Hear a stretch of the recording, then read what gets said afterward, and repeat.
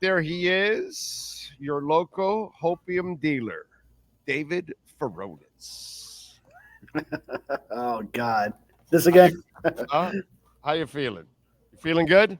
I'm feeling good. Yeah, I don't know about the Dolphins, but I'm feeling good. Yeah, no, the Dolphins are. It's a screwed season, unfortunately. It is what it is, bro. I mean, what are you gonna do? You've put yourself in a hole now that's pretty much impossible. How many times have you already put out the record? They're at Buffalo. They haven't won since 2016, and all those kind of things. 12 of 13 overall. Yeah, 12 of the last 13 in Buffalo. Haven't won since 2016. Yeah, all that good stuff yeah. or bad stuff. Yeah, yeah. And by the way, if any bad stuff happens to your home, your business, please call Welt and Rheaume, whether we're talking about homeowner property damage or condo damage. A lot of customers, a lot of our listeners, and unfortunately, that went through some issues on the West Coast, called Welt and Rheaume. And by the way, thank you for reaching out to Welt and Rheaume. But several of our listeners out on the West Coast are using Welt and Rheaume, actually. So, Helene or Milton or anything like that, anywhere in Florida, reach out to us here at Welton Realm, 954-966-4646. A lot of people had wind damage to us, not so much flood damage, wind damage too. So please call Welton Realm. You could get your roof replaced. 954-966-4646.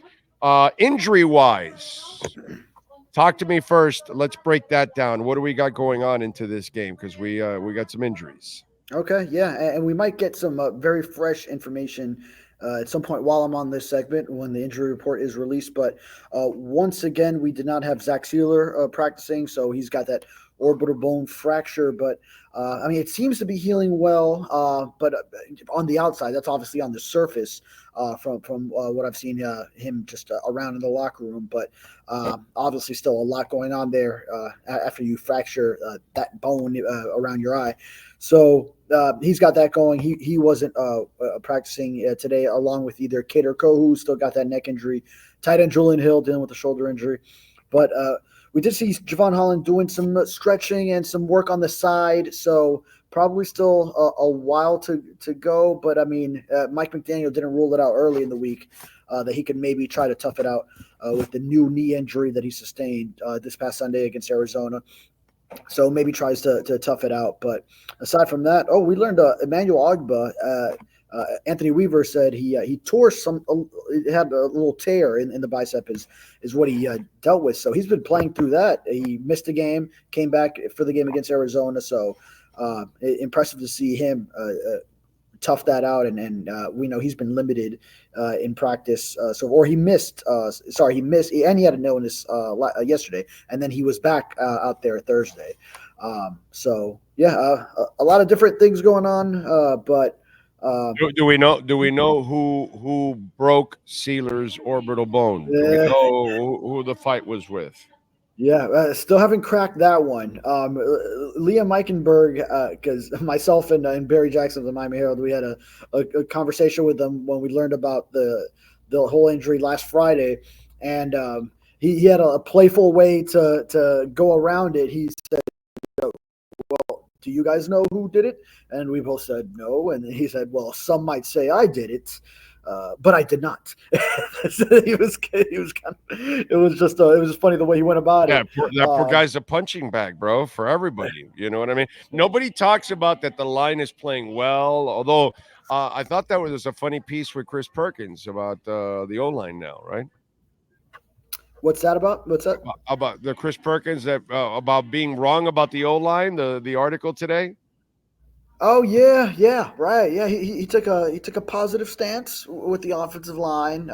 Much maligned early, and then I think just the way we've seen them in the run game getting going. Is there any chance that there's a lot of criticism that maybe was wrong, because if you only put them in pass protect all the time, you put them at a disadvantage, and case in point. You know it, and I know it. Robert Jones excels more at run blocking than he does at pass blocking. And Oh my God, who has played his best football the last couple of weeks? Robert Jones. And why? Because you're giving him the confidence of playing in what he's more comfortable in, beating the hell out of somebody in front of him. Because if people don't know, Robert Jones is a tough guy. He's a tough guy. He's one of those guys that he has no problem fighting you in a phone booth. His problem is more about in space and athleticism and reaction. He struggles a little bit in that area. But if you want to play in a phone booth, he's going to do a lot better if he has to maul somebody in front of him.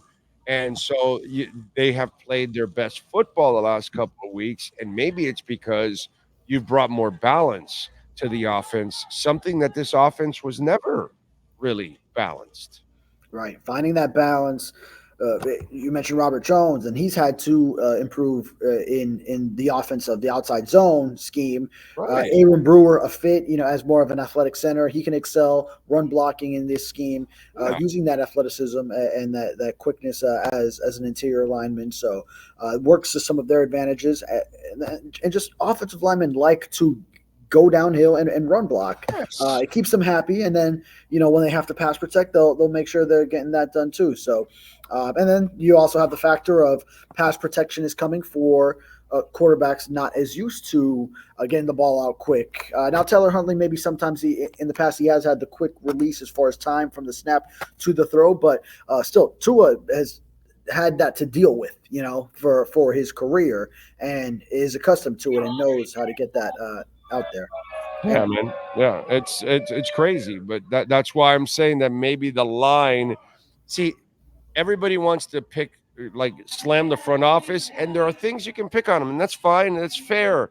But I still believe that the real problem here is the coach, because there's enough talent to have 3 to 4 more wins on your column right now, and you don't have them, I think, because of poor coaching, not really because the talent isn't there.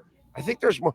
There's not. I don't think they're a Super Bowl contender or a winner, but I certainly think they're a playoff team, and they should be one of the better teams right now in the NFL, and they're not because of the coach, not because of anything else, I think. And by the way, we did get the injury report, and Alec Ingold now is also dealing with a calf injury. Had it pop up on the injury report here. He was limited today, so there is that as well. All right, that's fine. That's the hits just keep on coming, man. They just keep on coming. So let me ask you something. What happens if they lose? What happens if they lose today? This week. What do you think? Boy, I mean, it feels kind of expected at this point. I begged the question last week for the home loss against the Cardinals, and now at this point, after you also lost that one in a heartbreaking fashion, then I would come to expect it. So I would think it's. I don't think if you're getting at big changes, I don't see that happening. Right. Okay. Right. So that's what you want to know, right? I mean, I still don't see them going that way. They believe they can turn things around. Calais Campbell was just saying, hey, if they can go into Buffalo and get a win, that could be a catalyst that gets things going for this team. But it's a steep hill to climb. And if they lose this game, 4.5 games out of the division, the Bills own the tiebreaker. You're toast. You're done halfway through the season. So now, I mean, even with the most remarkable comeback where you maybe lose one game the rest of the way, you're at best looking at like 7 seed just creeping in as a wild card. So it's a dire situation. Same old, dude. But it will be, yeah. That's either you're just outside looking in, or you just barely made the playoffs, and then you just get spanked and get sent home. And so this is what that would take a remarkable turnaround just to get to that. Just to have that this exactly, season. Which again, it's hard to believe right now with what you're being coached with at this point in time, and that's my problem with all of this. So, what is the benefit of keeping Mike McDaniel around if you're out of the playoff race?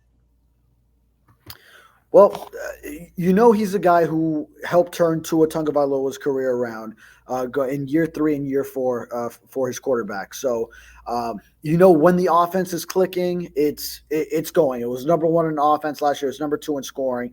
And they can lean back on or fall back on the fact that things got derailed with the Tua injury. Now, I can't stand that every year it's another excuse, and this time Tua went on IR with concussion, and then And it then was his that fault. gives us another And it excuse. was his fault. And it It was was his his fault, and it fault. was Tua's fault.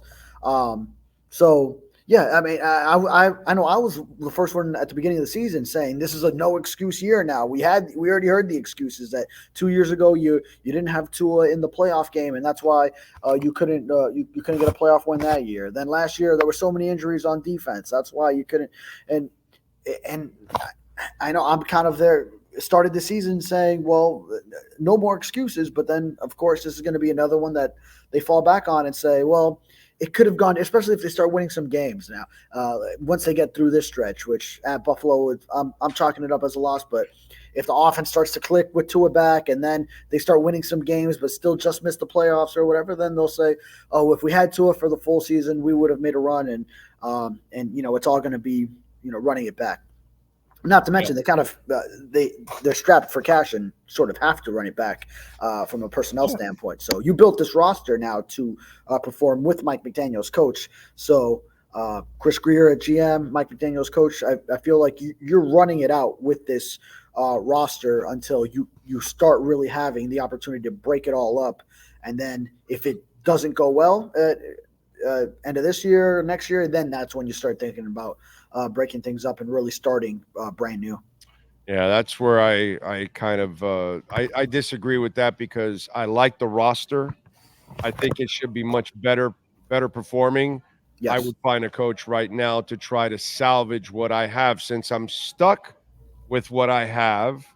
I've already watched the person that's worked with it for 2.5 years and he's ineffective. He doesn't get better as a coach. And so that to me is a problem. I just don't find it being a positive to stay with somebody that doesn't get better.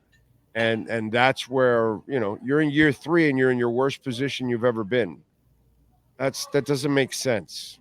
It just doesn't make sense. Yeah, but again, what's the reason that the organization is going to pin that to is, well, we missed Tua for those 4 games. We went 1-3 in those games, and then Tua was pretty sharp when he came back, and it was his first start getting his feet wet. But then it was a defense that gave up, and it's always something. And it's No, but see, here's where I disagree with you on that part.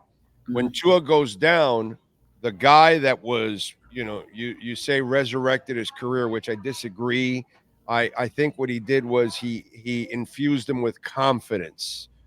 Everything else is done by Tua, and it's proven that he's carried even Mike McDaniel in all of this.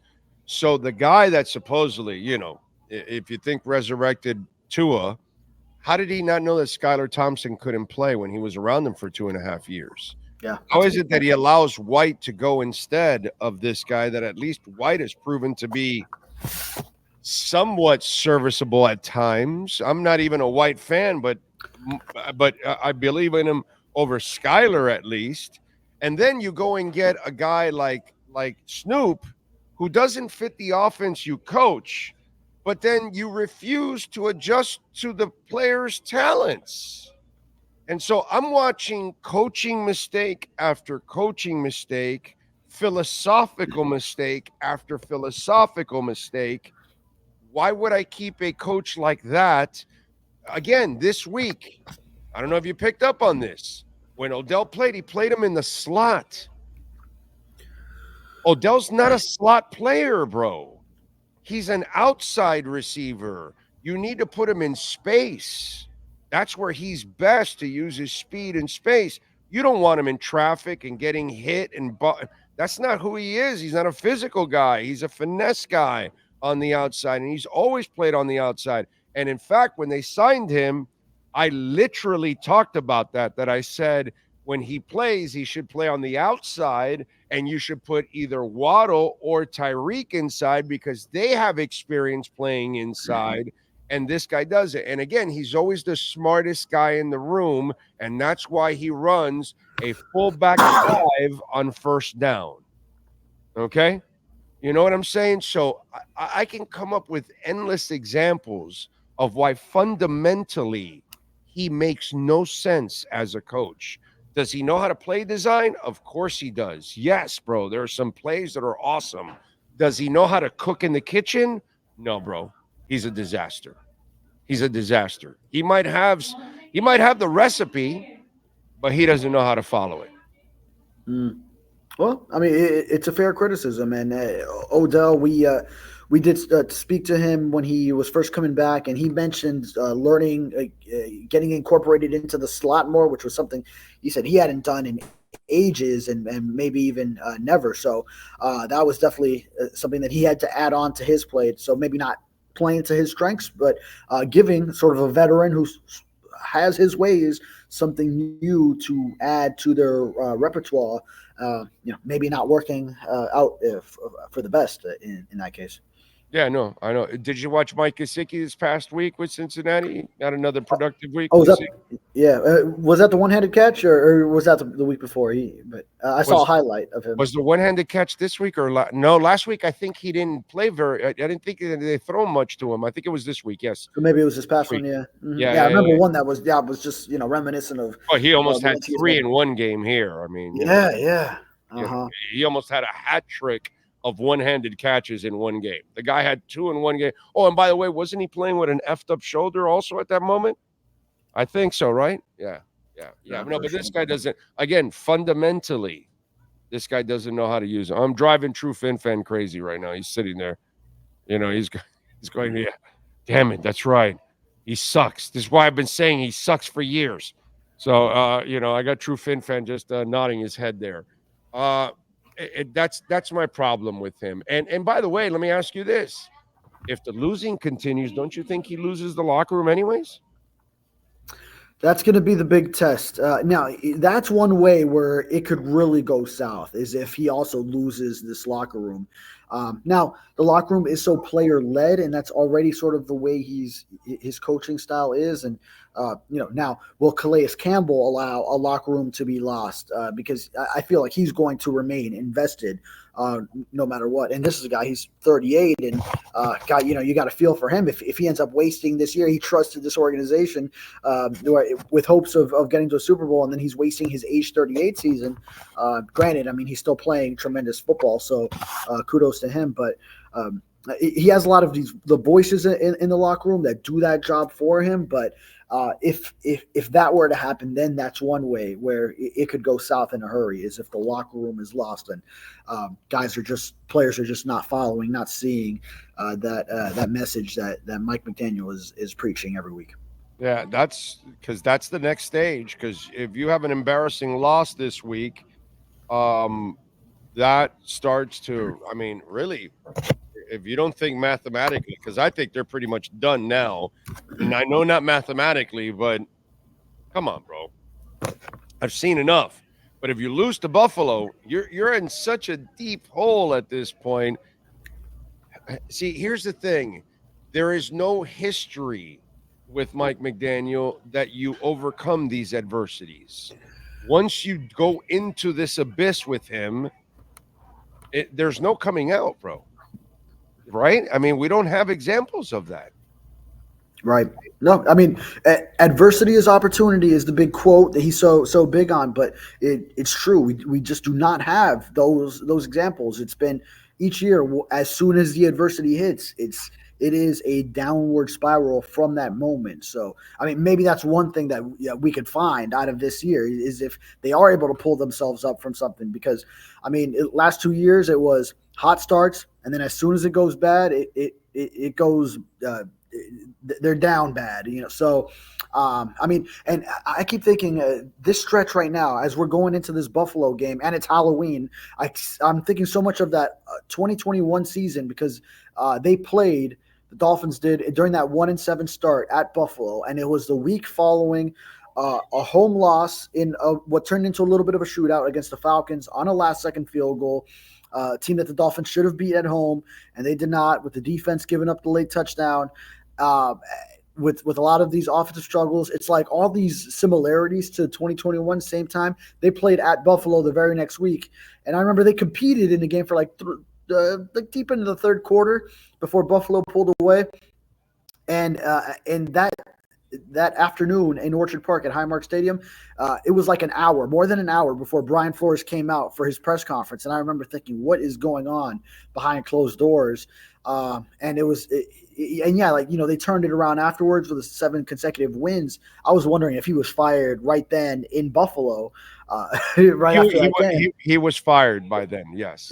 Right. I guess technically he was, because he won all those games and then he was still fired at the end. Yeah, he was fired by them because he lost games he should have won. Yeah. This is why I talk about McDaniel the same way. I treat Flo and I'll treat McDaniel the same way. In that season, and I was the one telling everybody that Flo was getting fired during the winning streak. But the reason why he was getting fired during the winning streak, and I kept reminding people, was because he didn't win the games that were winnable during the first 7 games. Absolutely. There were a couple of tough teams, but there were also games that you could have won and you didn't win them. And then the easiest part of your schedule was the back end, and that's why you ended up, racking up the wins, because they were the easy wins overall. But meanwhile, you screwed up and you had a couple more wins that would have put you in. And by the way, the same thing has happened to Mike McDaniel every single season he's been here. Okay. He wins enough to get in the playoffs, right? But he could have won another game or two. Like last year, there were a couple games that he could have won a game or two. Okay, because Tennessee, Buffalo at home. No, Tennessee was this season pretty much, because that's a home field, all that. The Buffalo, all that stuff. You should have won some games, extra games. This season is young. It's only 6 games. And we can point to 3 or 4 of them that he should have. Well, at least 3 that he should have won. The Buffalo game, let's not put that one. But the other 3, you could have said he should have won all other 3 if he actually was a good coach. If he would have been better prepared for a backup quarterback, whatever it is, if he would have been able to coach Snoop up in a better way to play to his strengths. Bro, it took him to Snoop's, 3rd or 4th game for Snoop to start running the ball. Like, why weren't you doing that from the beginning? That's who he is. He's not a pocket quarterback. So now you're going to make him a pocket passer? Again, he becomes what he isn't. He's not the smartest guy in the room, but he thinks he can make, wine out of water. I don't get it. And the biggest indictment is the backup quarterback misjudgments. Now, you touched on it earlier between him and Mike White. Now, watching the preseason and training camp, then you felt like you had to go with Skylar Thompson over Mike White going off that. But I will say White, he would be more of a gamer where he can – when he's thrust into a big spot, then he might step up, even if practice and preseason it's not showing up. He might, but just it's funny because I was on this show. I said I would have kept White over him, only because I trust White to be slightly more consistent than I didn't say, oh my God, he's great. But I think Skylar's way too erratic, whereas White will have stretches of consistency that you're like, hey, wow, he played like pretty good. Like he'll put together a game that will freak you out, and you're like, whoa, and then he'll have a couple stinkers, but he'll have some stretches for you, and I just don't see that out of Skylar. And so I was one of the few that said, and it's there, it's all on video, it's all on audio, that I would have kept him because he has slightly more consistency than Skylar. That's what I said. And I'm an idiot, but he's the coach. He's supposed to know. He's supposed to have forgotten more than I even know. So if I say I would have kept White over Skylar, come on, bro, that's embarrassing. That's embarrassing. And you should have found somebody else better than both of those guys. That's the biggest thing. Yeah, well, but that's on him. Yeah. He kept Skylar around for 3 years, dude. Like, really, what's he doing now on the roster? Why would you even want to go back to that guy? Yeah, I mean, I also feel somewhere in between where it wasn't entirely fair to only judge him this year off of the start in Seattle, because that's one of the most hostile environments. And but still, it's just the orchestration of the offense. He was not reading the plays quickly, which timing is such a big factor in this offense. But I do think that environment had something to do with it. So maybe he's showing some of the things in practice that we're not seeing, that we're not privy to, that have led the Dolphins to believe, okay, like we can trust him if we do have to go back to him in another situation. Only time will tell if and when that does occur. But um, still, yeah, it wasn't pretty at all in Seattle. But I also will say that's not the most fair position to judge a backup quarterback going into that environment. Bubba, we have watched Green Bay sit their quarterbacks for 3-4 years and marinate and play. This kid had 2.5 years to marinate. How many? You were in the same system for 2.5 years with the same players for 2.5 years. That's a luxury that very few backups get, dude. And when you play, you've got to be as prepared as possible because you've watched so much film, you've practiced enough, you've been around the same people. It's a super comfort zone. You know, when I watch Baker Mayfield get signed by the Rams in the same week and helped them win a game, and he goes somewhere where he hadn't played, and he doesn't know the people and all that, that's impressive. It's unimpressive if you've been around the same people for 2.5 years and you didn't learn a goddamn thing, dude. That's bad, bro. That's bad. That's a bad look on your coaching staff. What were you analyzing? What were you doing with this guy? What did you put him through that you thought even he could play? Because it's not like in preseason he showed us like, oh, and when I watched him in training camp, I was wowed. I go to training camp. I watch the preseason. I've never sat back and said, oh my God, Skylar Thompson's amazing. Never said that. So what were you watching? You know, if I'm asking Mike McDaniel, brother, 2.5 years, you got to do better with anybody for 2.5 years. I watched Don Shula. I know it's Don Shula, but he's working with David Woodley, bro. You know, give me a break, man. You know, I just, yeah, you got to do better. Yeah. You got to do better. Yeah. To me, it wasn't. I felt, yes, Skylar won it over Mike White. Maybe Mike White more so lost it than Skylar won it because neither was impressive, as you said. Right. But it was just, you had to realize that you didn't have it with either one of them, and you had to find a better backup quarterback. And they weren't exposed in that regard in 2023 because Tua stayed healthy. But right. And maybe they thought they could just get away with it some more and save some money, spend it elsewhere. But or really I wonder. I don't have any proof of this. I wonder if they tried to get one and they said, no, Tua stayed healthy. I'm not going there. I'm not going to play. Yeah, that's what I'm saying. You know? The quarterback, the other quarterback. Yeah. Yeah, like if you're Garoppolo, right. Okay. That's what comes to mind. Right. Okay. So why am I going to go play behind Tua? I'm not going to play. He's young. Let me go to the Rams behind an old guy that's banged up, and I might end up playing there. And so he goes there. But Tua's still injury prone. So even just off of one season, I feel like a backup quarterback still would have had to say, well, all right, he made it through this year, but there's a decent chance that he could get hurt and not find some playing time this year. Now, I don't want to say that any player thinks in those terms, but you got. Yeah. But if he plays the way he played, he wasn't going to get hurt because you don't get hurt the way he played last year. Right. That's how you stay alive in this league. You get rid of the football. He didn't get rid of the football, and he went and chose to seek contact. Yeah. And that's where he screwed up. You know what I'm saying? So if you look at it from the periphery and you're saying, oh, no, dude, he's getting rid of the ball in 2 seconds, then they'll never touch him because it takes 2 seconds for a defensive end to get to the quarterback spot.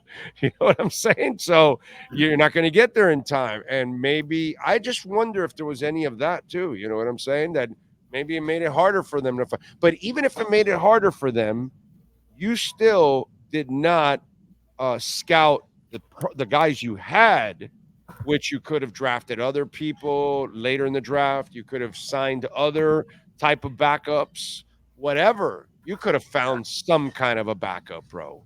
It didn't have to be a Jimmy Garoppolo. You could have found somebody else to coach them up, and they didn't. That's bad, bro.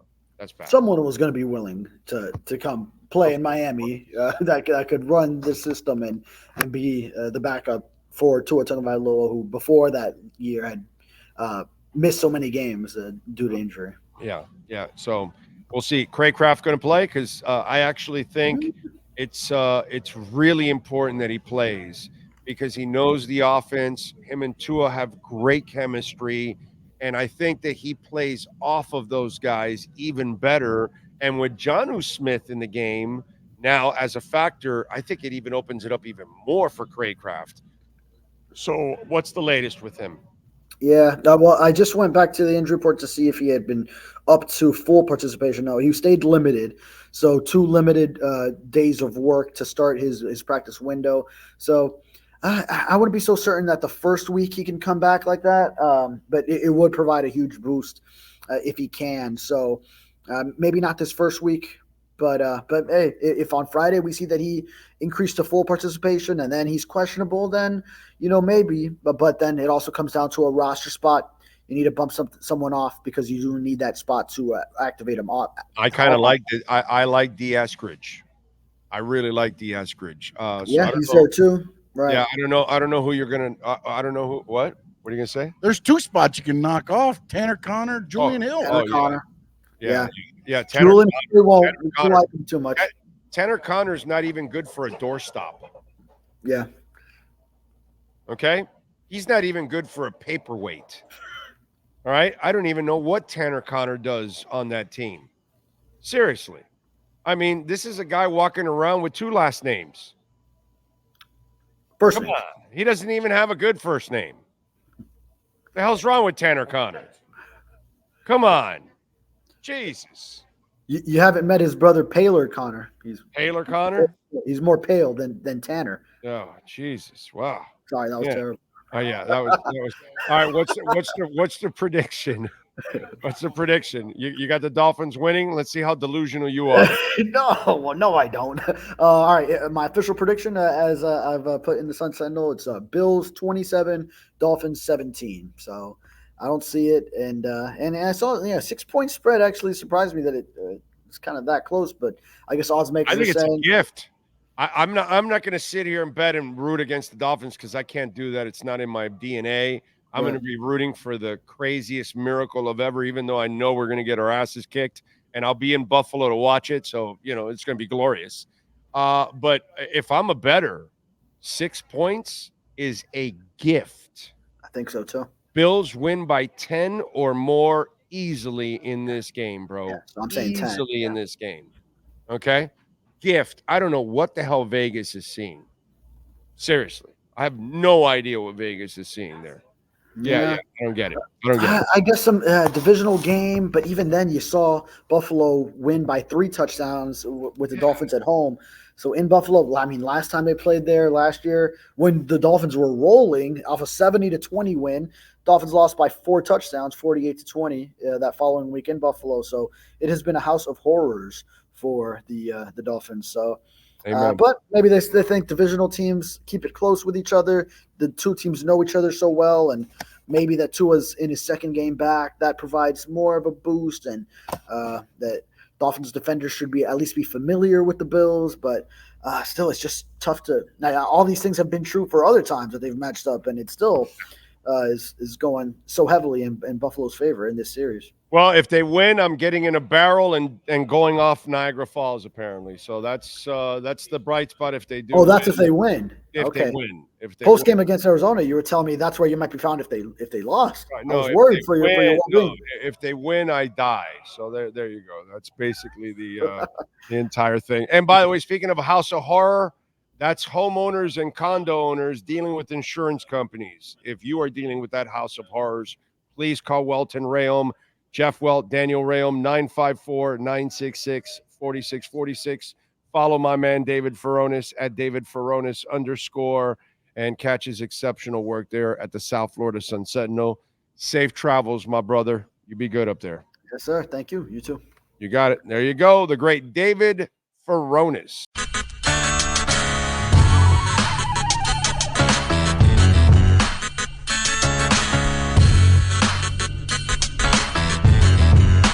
This is the Big O Show. This is the Big O Show.